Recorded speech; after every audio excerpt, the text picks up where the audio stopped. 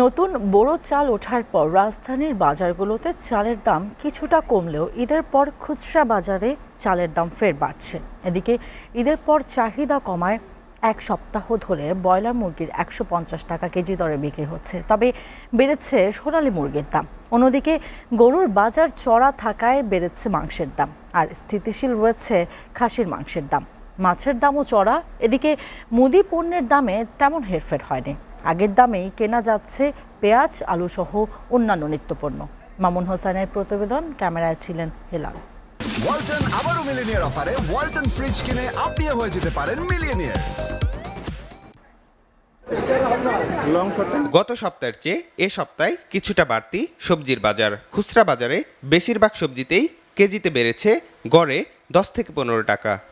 ঈদের পরের থেকে মালের দাম একটু বাড়তি, যেই কোনো মালে পেঁয়াজ গন রসুন গন আদা এখন যে কোনো মালের দামে অনেকে একটু বাড়তি। প্রত্যেকটা পণ্যের উপরে কেজি প্রতি 10 টাকা থেকে 20 টাকা বেড়েছে।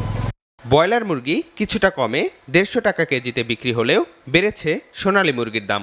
অন্যদিকে কোরবানির পরেও গরুর বাজার চড়া থাকায় বেড়েছে মাংসের দাম, তবে স্থিতিশীল খাসির মাংস।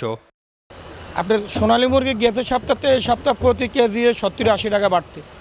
ব্রয়লার মুরগিটা আপনার 10 টাকা বাড়তি। দেশি মুরগি আপনার কেজিতে 50 টাকা কমছে। আমি আজকে মাংস কিনলাম 760 টাকা করে। ঈদের আগেও সেম ছিল 760। খাসির দাম তো আগের দামই আছে, ঈদের আগে যা ছিল দাম এখন তাই আছে, দাম বাড়ও নাই কমও নাই। বর্ষা শুরু হওয়ায় মাছের বাজার কিছুটা চড়া। সরবরাহে ঘাটতি হলেই মাছের দাম ওঠানামা করে বলে জানান বিক্রেতারা।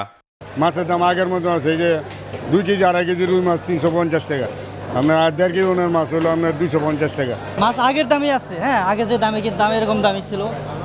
অন্যান্য জায়গায় আরো একটু বেশি, বলতে 10-20 টাকা কম বেশি আর কি। ঈদের আগে যা বেচছি ঈদের পরে তাই দাম আর কম নাই।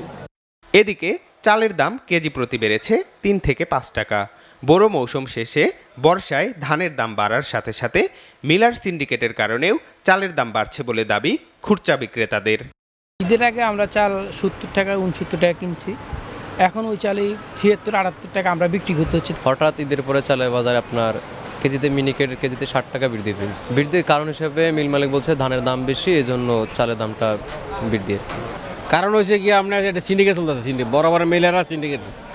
এদিকে ঈদের দামেই স্থির রয়েছে মুদি পণ্যের দাম। বেশিরভাগ পণ্যই বিক্রি হচ্ছে আগের দামে। Mamun Hossain, SA TV, Dhaka.